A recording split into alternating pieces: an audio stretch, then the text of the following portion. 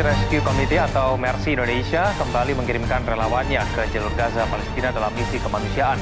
Pengiriman tim relawan kali ini dalam misi pembangunan Rumah Sakit Indonesia tahap kedua di jalur Gaza. Seperti dalam pembangunan tahap pertama, pembangunan rumah sakit tahap kedua ini juga dilakukan oleh para relawan Indonesia yang sebagian besar merupakan alumni relawan pembangunan tahap pertama yang berpengalaman. Sebagai wujud kepedulian, hari ini Media Group menyerahkan donasi untuk pembangunan Rumah Sakit Indonesia di jalur Gaza. Secara simbolis, Ketua Yayasan Media Group, Ali Sadikin, menyerahkan bantuan pada Ketua Presidium Mercy, Dr. Sarbini Abdul Murad. Donasi senilai lebih dari 6,5 miliar rupiah ini untuk pembangunan tahap 2 disalurkan melalui Organisasi Kesehatan Medical Emergency Rescue Committee atau MERSI. Diperkirakan dibutuhkan dana hingga 75 miliar rupiah untuk menyelesaikan pembangunan Rumah Sakit Indonesia di jalur Gaza. Relawan sebanyak 32 orang ini akan melakukan pembangunan tahap 2 Rumah Sakit Indonesia di Bait Lahia, Gaza Utara. Kehadiran Indonesia di sana lewat rumah sakit ini menjadi sesuatu yang amat bermakna bagi masyarakat di Palestina, karena bukan datang dengan bantuan habis pakai, tapi dengan bantuan yang selalu dirasakan sepanjang perjalanan masyarakat di Gaza.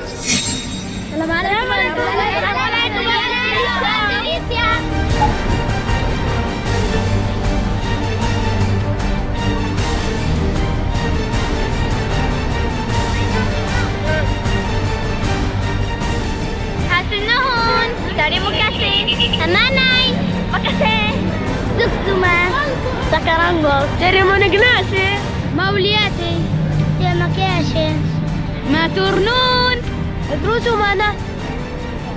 نحن أطفال غزة نهنئ أخواننا الأندونيسيين ونشكرهم على المستشفى التي بنوها لنا.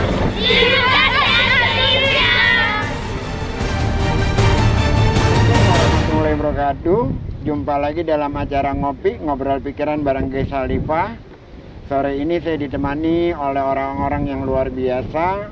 Menurut saya mereka bukan tokoh politisi, bukan pejabat, bukan orang yang Anda melihat di TV berbicara secara lugas tentang nasib bangsa, tetapi tidak melakukan apa-apa, malah lebih untuk pada dirinya.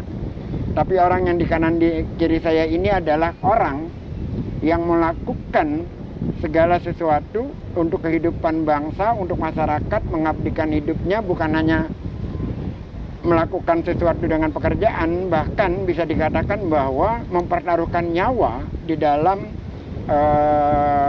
aktivitas-aktivitas yang dilakukannya. Dr. Ben, selamat datang, terima kasih banyak sudah nimbrung di acara ngopi, ngobrol pikiran bareng Guys Salifah. Dr. Ben ini Dr. Sarbini Abdul Murad, salah satu Presidium Mercy ya. Ketua Presidium Mercy.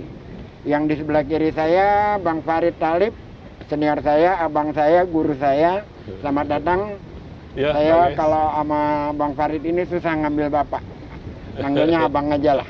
Karena senior di mana-mana, senior di bisnis, senior di HMI, dan senior juga di dalam mengenai masalah-masalah keluarga.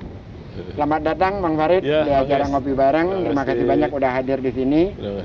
Teman-teman ngopi bareng, kita akan bincang-bincang tentang Mercy dan segala sesuatu yang sudah dilakukan, baik itu dalam konteks lokal maupun dalam konteks internasional. Mungkin awalnya saya ingin memperkenalkan dulu apa sih yang sebenarnya Mercy itu. Dr. Ben silakan, apa sebenarnya Mercy itu, Dr. Ben? Pak Ges, Mercy ini sebuah organisasi atau sebuah lembaga kemanusiaan yang bergerak di bidang kegawat daruratan medis. Kalau kita panjangnya itu Medical Emergency Rescue Committee. Medical Emergency Rescue Committee. Jadi intinya ini organisasi ini siap ketika ada musibah, bencana alam, perang, longsor segala macam, kita hadir di sana itu. Siap apabila ada musibah, longsor, bencana alam dan segala macam. Yang saya garis bawahi perang dan termasuk konflik. Jadi supaya gawat darurat kita selalu untuk hadir di sana, Pak Guys. Kenapa gawat darurat kita lebih utamakan? Karena pada fase-fase itu banyak orang yang susah untuk bisa hidup karena misalnya gempa bumi, longsor itu harus cepat penanganan nih Pak Guys. Jadi kita harus cepat penanganan itu. Maka Mercy harus hadir di situ. Mercy harus langsung hadir di sana. Di situ Pak Guys. Nah, oke, kalau dalam konteks itu saya belum ke yang perang dulu. Selama ini yang sudah dilakukan di Mercy dalam konteks lokal di mana aja Pak? Sangat banyak Pak Guys, dari Sabang sampai Merauke. Dari Sabang sampai Merauke. Itu nggak kehitung, mungkin udah ribuan kali misi yang kita kirim ke. Sudah ribuan misi. Teman-teman ngopi bareng, kalau Anda baca di webnya Mercy, saya sendiri merasa minder kayaknya kalau dekat-dekat mereka ini saya urutan masuk surganya paling terakhir jangan-jangan nih. Karena yang mereka lakukan itu memang luar biasa gitu, meninggalkan keluarga, meninggal pekerjaan sehari-hari, dan bergerak melakukan aksi kemanusiaan yang kadangkala ya itu tadi bertaruh dengan nyawa. Yang mungkin salah satu yang paling kita ingat adalah selain yang banyak lain adalah ketika tsunami Aceh. Ya. Karena Mercy ada di sana selama bukan berbulan ya, berhitung tahun ya. Waktu tsunami Aceh. Terus saya juga membaca Mercy itu bergerak sudah 11 atau 12 tahun melakukan pengobatan advokasi kesehatan di Papua. Di Papua, Pak Yes. Nah, itu udah berapa tahun, Dr. Ben di Papua? Papua kok nggak salah saya 14 tahun, Pak Yes. 14 Udah tahun. 14 tahun, Pak Itu Yes. berapa daerah di Papua itu?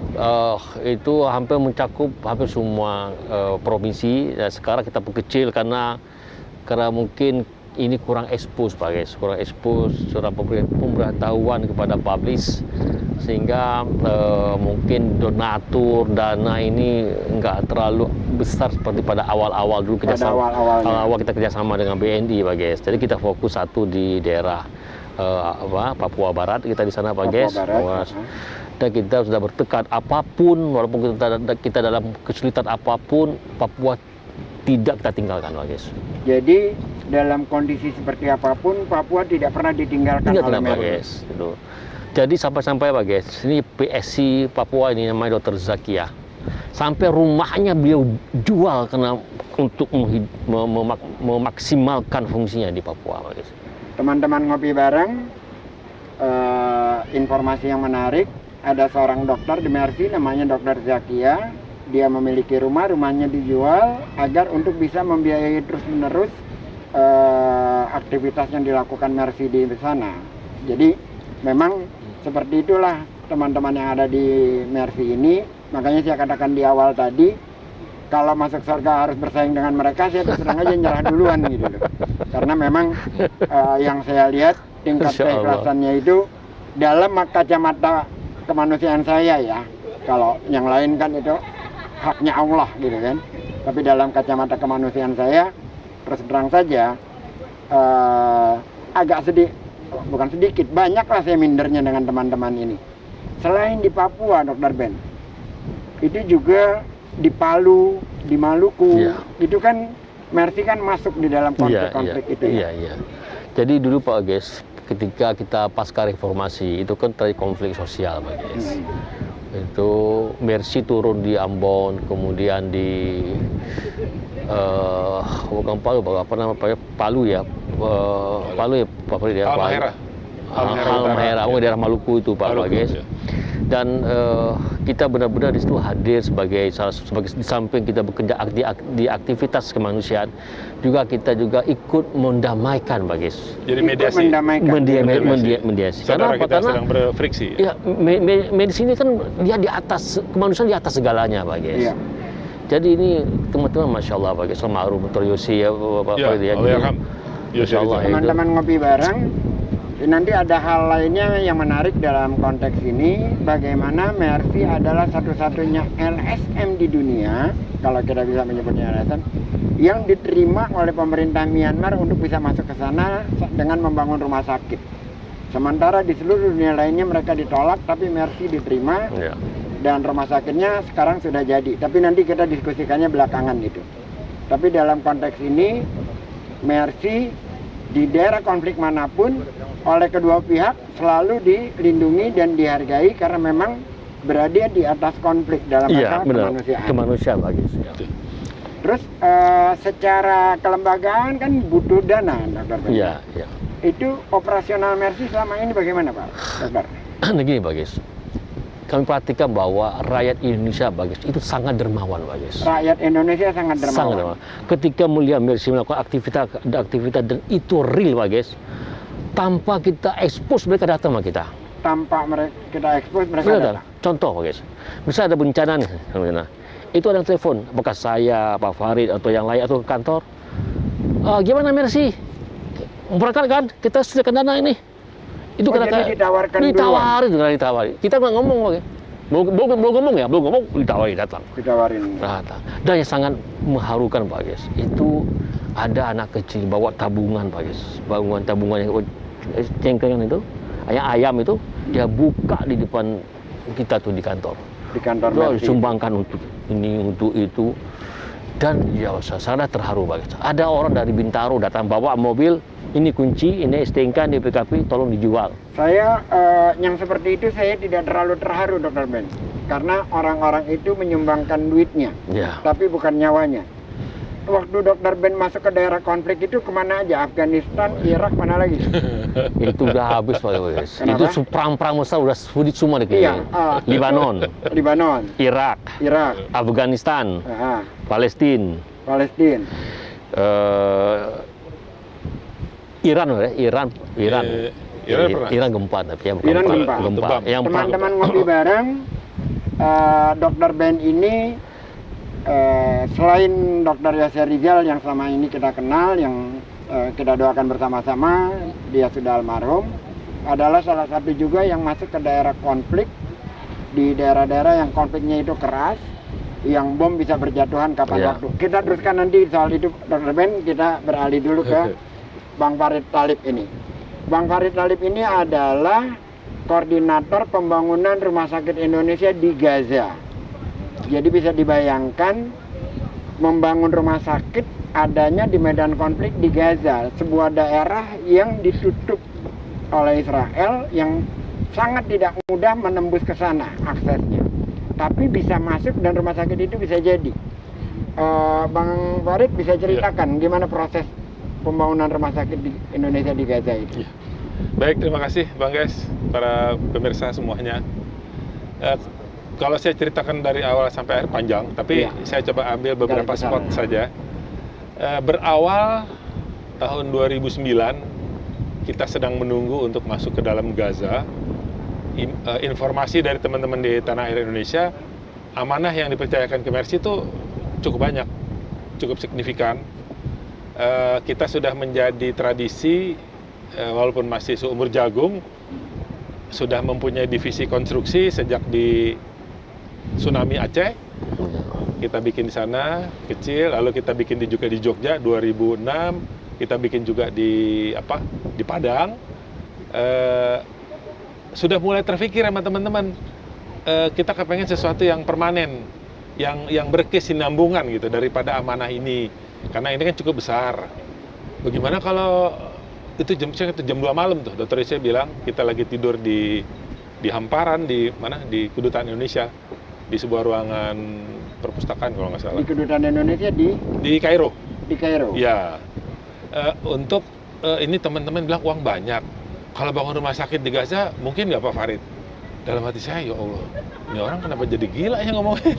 Masuk juga belum bikin rumah sakit. Ini belum masuk ke dalam Gaza? Belum masuk gitu. Kita udah hampir 2 minggu tuh nunggu, baru nganterin rumah obat-obatan udah sampai ke perbatasan, dan nggak bisa masuk. Kan masih peperangan. Dia bilang, gampang Dok. Udah kan udah setengahan tuh kan, gampang, yang penting ada fulusnya jadi, saya bilang rumah sakit. Itu demi Allah, di pikiran saya tuh ya ngejawab yang nothing lah. Tapi bukan kita jawab nggak bisa, kita bilang bisa, yang penting ada duitnya.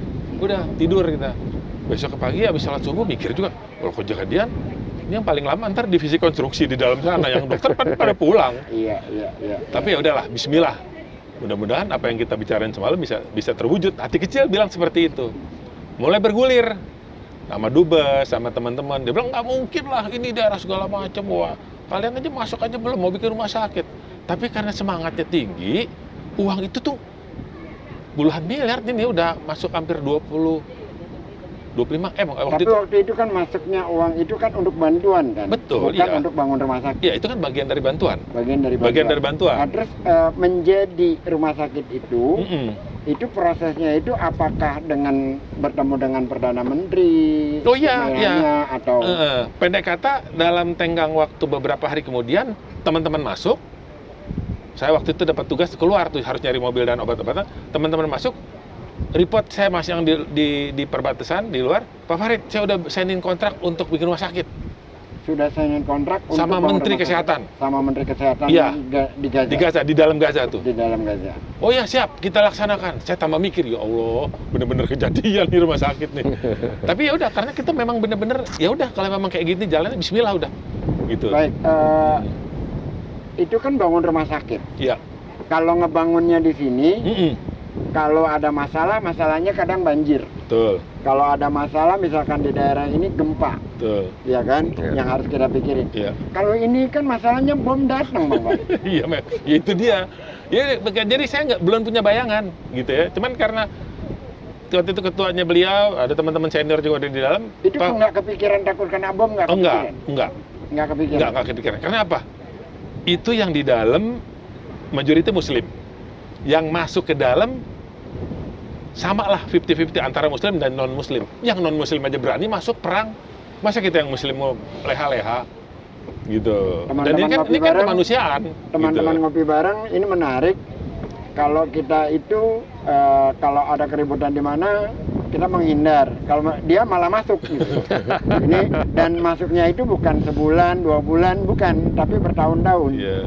Jadi sebuah mungkin tidak membesar-besarkan, nyali itu memang nggak dibeli. Betul. Nyali itu memang inherent yang sudah ada di dalam diri kita gitu ya. Bang Farid, ketika proses diresmikan, bukan setelah jadi, mulai start bangun, itu banyak drama mengenai dalam rumah sakit itu. Pasti.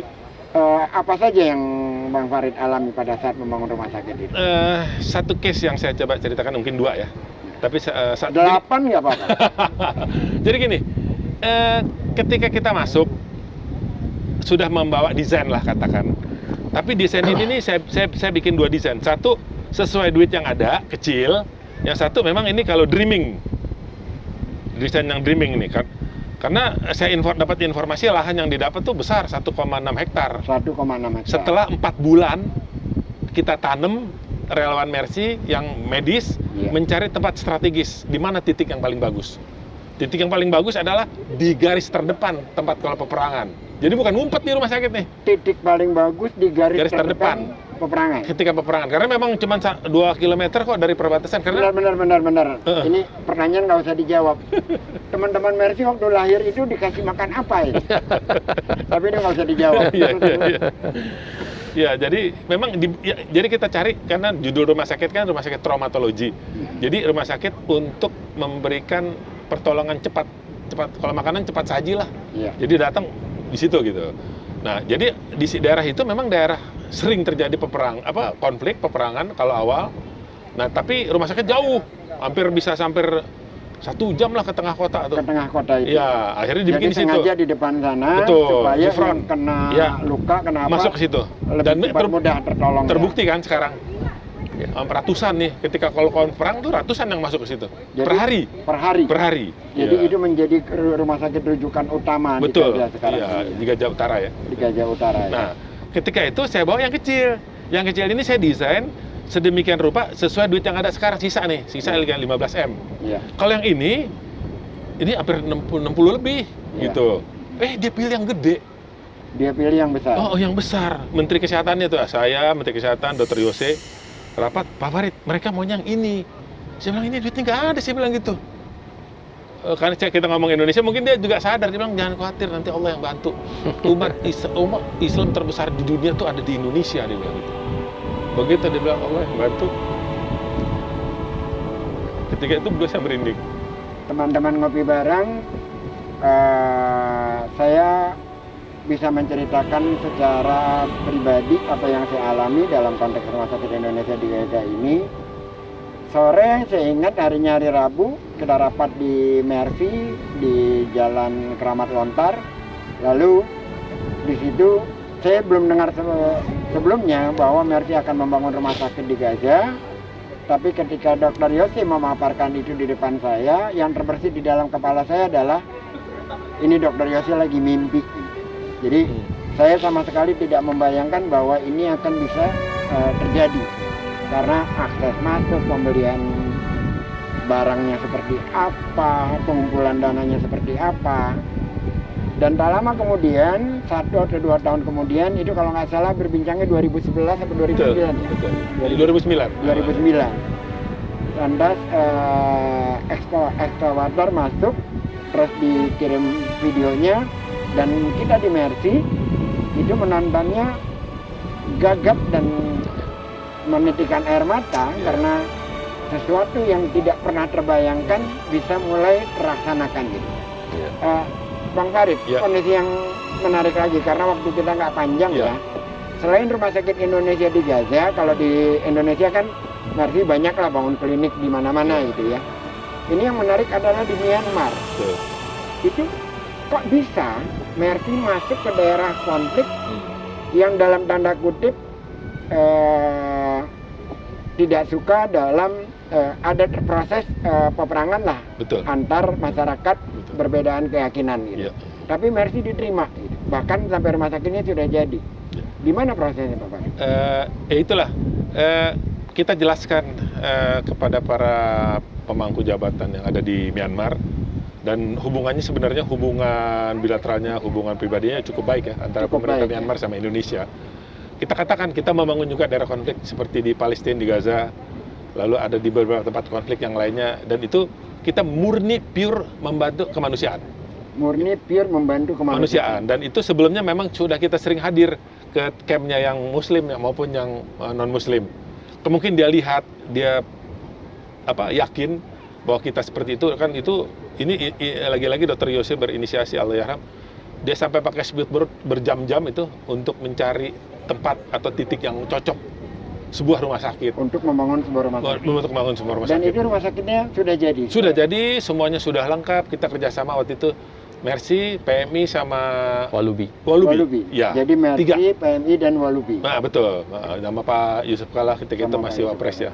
Dan udah jadi, alat-alatnya semua udah lengkap ada di sana. Teman-teman ngopi bareng, saya sebagaimana saya ini opini saya pribadi. Jadi di luar konteks 2 orang ini, kalau 2 orang ini selalu baik, tidak suka ngomongin orang lain. Kalau saya selalu inginnya membalas orang lain. Ada status dari seorang buzzer namanya Denny Siregar. Saya katakan dia pecundang. Dia mengatakan bahwa Mercy itu adalah organisasi dalam tanda kutip yang pro kepada radikalisme dan sebagainya dalam statusnya dia, tanpa dia mengetahui apa yang sudah dilakukan oleh Mercy. Bahkan pemerintahan Myanmar pun percaya kepada Mercy untuk membangun rumah sakit di sana. Jadi kepada saudara Denny Siregar, saya tanpa ada yang aling-aling menyatakan antara Anda dengan 2 orang ini jaraknya jauh sekali. Anda dipenuhi oleh dunia kehinaan. Mereka dalam konteks opini saya orang-orang yang saya minder berhadapan dengan mereka berdua. Jadi kalau Anda kurang puas dengan kalimat saya ini, silakan berdua kita beradu fakta tentang Medical Emergency Rescue Committee. Nah, kita kembali lagi kepada diskusi semula ini. Bang Farid, di tengah situasi yang seperti ini, ya pergolakan di daerah-daerah gitu kan, Mercy itu kan butuh banyak orang. Volunteernya kok cepat sekali dapatnya. Di situ kita ada kejernihan, maksudnya kita tidak pernah untuk volunteer mengiming-imingkan materi. Tidak pernah. Tapi kalau kalian mau kerja tulus, ikhlas, ya insya Allah kita sama-sama. Kita bareng-bareng gitu. Dan kita tidak memilih-milih kelompok, agama atau apapun. Yang penting mereka mau betul-betul kemanusiaan. Benar-benar kemanusiaan. Benar-benar kemanusiaan. Untuk ikut turun bersama-sama. Gitu. Dalam rangka menolong sesama manusia. Betul. Jadi siapapun mereka. Siapapun mereka. Betul. Jadi Tidak seperti yang saya katakan tadi lah, yang ngaku-ngaku saya NKRI, saya Pancasila, tapi kelakuannya busuknya luar biasa gitu ya. Ini saya menggunakan forum ini sebagai forum juga untuk menjawab berbagai hal yang mungkin karena di Mercy ini orang-orang baik, tidak suka menjawab orang-orang yang dalam tanda kutip sampah, tapi memang harus dijawab. Karena agar orang di luar sana tidak termakan oleh isu-isu yang tidak benar semacam itu. Saya mau coba ke ke Dr. Ben ini. Dr. Ben, saya agak bingung bertanyanya. Anda kan masuk ke wilayah konflik ya. Terus orang terluka, potong kakinya, potong tangannya, atau apalah gitu ya. Di tengah hujatan itu ada anak kan nama istri di rumah. Itu gimana meminimalisir situasi semacam itu agar kita tetap mantap gitu. Ini agak personal pertanyaan ini, dokter. Sebenarnya Pak Ges itu memang harus dikondisikan, Pak Ges. Harus dikondisikan dan dikomunikasikan bahwa tugas-tugas kami di daerah konflik ini bukan tugas yang ada jaminan untuk balik. Jadi sudah dikondisikan tugas-tugas di daerah konflik tidak ada jaminan untuk balik. Bisa balik fisik secara utuh atau balik nama. Atau balik nama. Nama yang balik. Ya karena kan begini, secara pribadi mungkin Dr. Ben kuat gitu kan. Tapi kan ada anak, ada ibu, ada istri di rumah. Yang juga secara emosional kita tidak mudah mengelola itu. Gitu. Iya, kebetulan bagi istri saya itu udah sedikit paham dia dengan tujuan ini adalah bagian dari perjuangan. Ini memang risikonya besar, tapi sekali lagi Pak Ges, kami tekankan bahwa hidup mati orang sudah punya tempat di mana, tanggal di mana. Hidup mati orang sudah punya ininya. Yang berhayarham Dr. Yose Rizal dengan saya mana daerah perang pergi Pak Ges, saya meninggal beliau di rumah sakit. Meninggalnya di rumah sakit, padahal pergi ke tempat perang terus ya. Perang terus. Jadi artinya ini misteri yang dahsyat yang kita nggak tahu Pak Ges. Jadi saya berpegang bahwa pada keluarga ya Anda harus siap dengan segala risiko. Tapi ingat ini tugas sangat mulia, membantu orang. Sangat mulia membantu orang. Teman-teman ngopi bareng, saya ingin bercerita sedikit tentang proses pembangunan Rumah Sakit Indonesia di Gaza dalam konteks dramanya. Seorang ibu datang membawa perhiasannya, semuanya ditaruh di kantor Mercy. Seorang suami istri masih muda membawa mobil, kalau tidak salah mobilnya Starlet, ditinggalkan STNK, BPKB dan sebagainya di Mercy, dan dia kembali ke rumahnya di Tangerang dengan naik kereta. Seorang anak kecil membawa celengan datang ke Mercy, dia serahkan semua celengannya untuk Rumah Sakit Indonesia di Gaza. Seorang bapak-bapak tua, umur 70 tahun lebih, 78 atau menjelang 80 tahun, berganti-ganti angkot datang ke radio silaturahim, mengantarkan uang sejumlah 20.000. Ketika ditanya oleh Krishna, sahabat saya di Rasil, Pak, kenapa tidak kami saja yang menjemput? Bapak itu mengatakan, saya ingin melihat radio yang menemani akhir-akhir hidup saya. Belum lagi, yang juga luar biasa, seorang supir taksi setiap Jumat datang ke kantor Mercy mengantarkan sumbangan hasil dari dia pekerjaannya di hari itu sebagai supir taksi. Di Mercy itu dikenal sebagai sedekah Jumatnya dari sang supir taksi tadi. Ada lagi lainnya, seorang ibu baru mengalami stroke, baru mulai sembuh, datang juga membawa uang dan turun dari kereta. Kebetulan kan nggak jauh dari kereta, gitu. Dan dokter dari Mercy pada saat dia pulang diantar pulang ke rumahnya. Ada seorang anak kecil bawa kaleng, dalamnya isinya sumbangan. Ketika ditanya oleh teman-teman di sekitar Mercy, Dek, uang ini dari mana? Saya habis keliling kompleks, menarik sumbangan ini dan diserahkan ke Mercy. Ini merupakan sebuah gambaran luar biasa dari kedermawanan yang Dr. Ben katakan tadi. Bagaimana ketika Rumah Sakit Indonesia di Gaza dibangun itu menjadi sebuah keinginan bersama untuk rumah sakit itu dibangun dan terjadi monumental. kondisi-kondisi sedemikian rupa tentu saja tidak akan bisa dialami oleh kalangan buzzer yang para hina itu melihat Mercy dalam konteks kacamata mereka yang hanya kepentingan perut sesaat gitu. Tidak mungkin. Jadi saya memahami kalau Anda tidak akan paham yang seperti itu gitu. Jadi berhentilah berkomentar, kalau ingin komentar debat dengan Gay Salifa nanti kita carikan forumnya di mana. Saya ingin berbicara dengan Bang Farid ini. Bang, kalau dalam kondisi COVID sekarang ini, apa yang dilakukan Mercy terhadap masyarakat? Kita ada program membantu sesegera mungkin terhadap paling tidak orang-orang terdekat yang memang mereka bisa nelpon kita. Kita melakukan ada beberapa pesantren yang kita cukup baik hubungannya, memberikan penyuluhan, penjelasan, pengobatan by telepon. Pengobatan by telepon. Melalui telepon itu. Dan itu sudah kita lakukan sejak awal sebenarnya. Sejak awal. Bahkan kita arahkan obat-obatannya kalau mereka tidak mampu membeli atau ada kesulitan, kita kirimkan. Itu kan ada fasilitas-fasilitas transportasi yang bisa kita pakai, ada Grab, dan ini jalan terus tiap hari. Jalan terus. Jalan terus. Nah, sekarang bahkan lebih meningkat lagi karena kan ini kita sudah menduga akan terjadi seperti ini dari beberapa bulan yang lalu. Akan terjadi ledakan seperti ini sudah menduga, dan kita sekarang sudah membuat satu sistem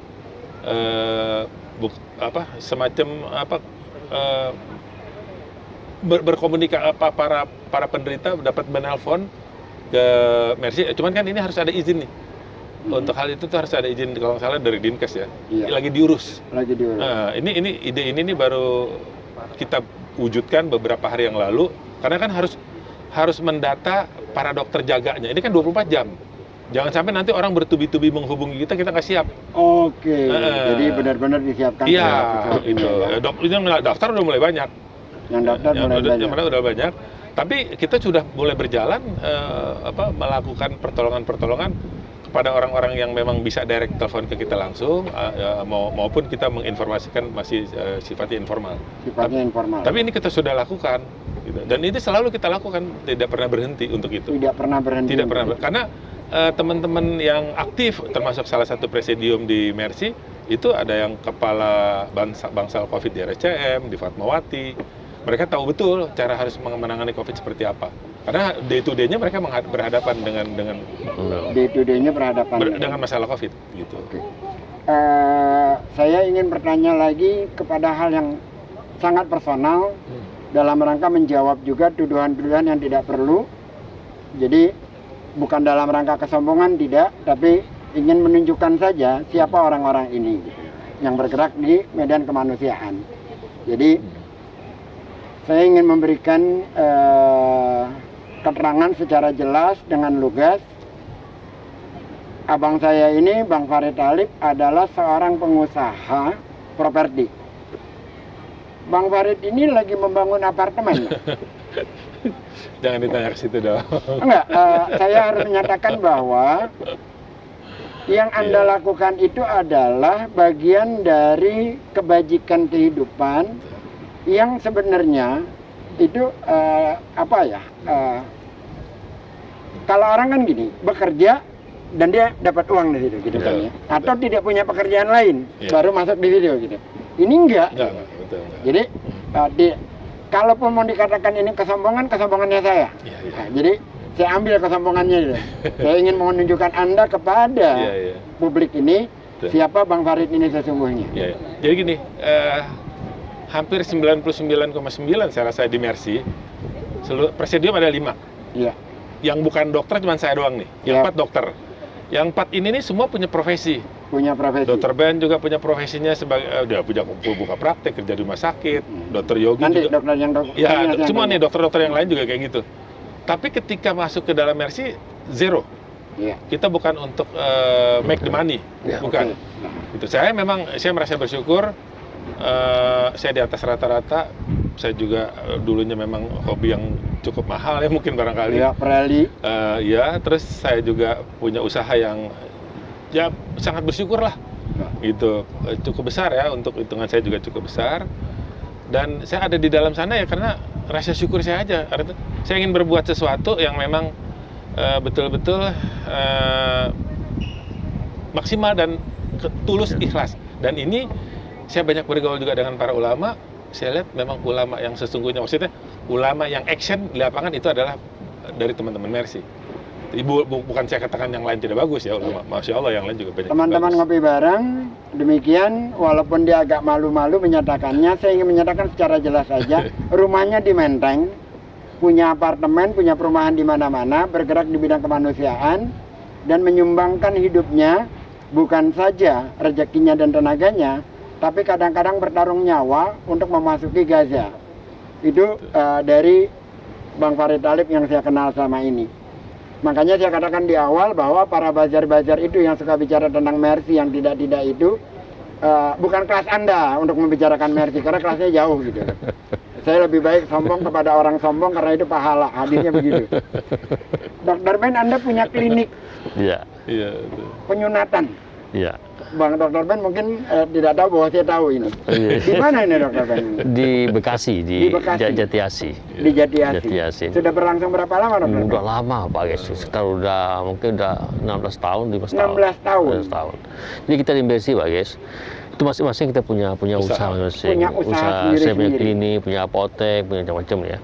Jadi itu adalah sebagai mencari nafkah kita. Tapi di Mercy ini kita untuk menyumbangkan istilahnya wakaf profesi kita. Wakaf profesi. Kalau kata Toyose, ingat tuh kata beliau itu, kita 11 bulan cari uang, tapi 1 bulan kita sumbangkan untuk kemanusiaan. Kita wakafkan untuk kemanusiaan. Jadi kita masing-masing punya profesi, jadi kita nggak hidup di Mercy, tapi tidak di Mercy, tapi kita malah kita sumbangkan. Kita sumbangkan. Saya ada cerita menarik ya tentang Mercy ini. Kan biasa ini sesuatu yang di luar ya. Bagaimana ketertarikan orang untuk menyumbang kepada Mercy. Nah, saya pribadi punya pengalaman yang juga relatif menarik. Menariknya adalah perempuan itu kan suka arisan. Istri saya itu ikut arisan. Dan perempuan kan kalau nagih arisannya kan kita tahu, tapi waktu dapatnya kan kita nggak tahu. Iya kan? Dan angkanya itu dalam tanda kutip agak lumayan besar gitu kan ya. Terus ketika itu saya tanya, itu uang arisan udah dapat belum? Sudah. Terus dikemanakan? Udah dikirim ke Mercy. Jadi betapa banyak orang yang mungkin tidak bisa dengan tenaganya, tidak bisa dengan aktivitas, tapi lewat rezeki yang dia dapatkan. Dan itu jumlahnya banyak sekali, hingga rumah sakit Indonesia di Gaza itu, kalau tadi Bang Farid menyatakan angkanya awalnya 60, tetapi terakhirnya malah kalau saya tidak salah di tahap pertama yang sudah selesai 126 M. Betul Bang Farid? Jadi gini, itu kan kita ngerjain in-house. In-house. Saya kan memang developer ya, saya kontraktor, jadi ngerjain sendiri segala macam. Itu kalau dikerjain sama subkontraktor, daerah konflik, mungkin bisa 400 miliar. Bisa 400 miliar. Iya. Itu 126 M ya, kalau nggak salah tahapan pertama 2 lantai ya. Betul. Yang kedua menjadi 4 lantai kan. Betul. Memang kita desain dari awal seperti itu.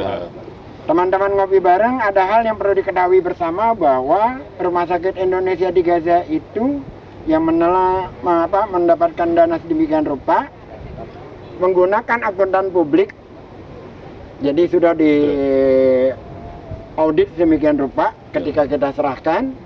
Itu yang pertama. Yang kedua, tidak ada 1 rupiah pun uang dari pemerintah, baik dari pemerintah pusat maupun dari yang lain-lain. Semuanya murni adalah sumbangan dari rakyat Indonesia. Saya kira waktunya sudah cukup kita ngobrol-ngobrol hari ini. Dr. Ben, terima kasih banyak atas kehadirannya di acara Ngobrol Pikiran bareng Gai Salifah. Bang Farid, terima kasih banyak sudah hadir di sini. Teman-teman ngopi bareng, kita jumpa lagi di acara yang lain dengan tema yang berbeda, dengan orang-orang yang berbeda. Tapi inilah acara ngopi bareng, segala sesuatu dibicarakan secara lugas dan kadang-kadang agak keras karena memang perlu dijawab hal-hal yang tidak benar di masyarakat, dan tentunya apalagi terhadap sebuah lembaga kemanusiaan yang kita kenal sama-sama orangnya seperti ini gitu. Jadi saya relatif agak jengkel lah menghadapi membaca status-status yang stupid, yang kebodohannya itu diumbar kemana-mana. Jadi kepada teman-teman, silakan kalau ingin datang ke Mercy, tempatnya di alamannya di Keramat Lontar, nomor 7 157. Webnya juga ada mercy.com apa .org ya, saya lupa. .org Mercy. Terus kalau ingin menyumbang, ingin apa, bisa lihat di webnya saja nanti. Terima kasih banyak. Dan ada kenang-kenangan dari Ancol, Saudara Martua Hamis Regar, silakan. Ini dari mana? Dari Dufan atau dari Siwa? Dari Siwa. Ini Saudara Aldi, silakan. Tinggi-tinggi maksudnya.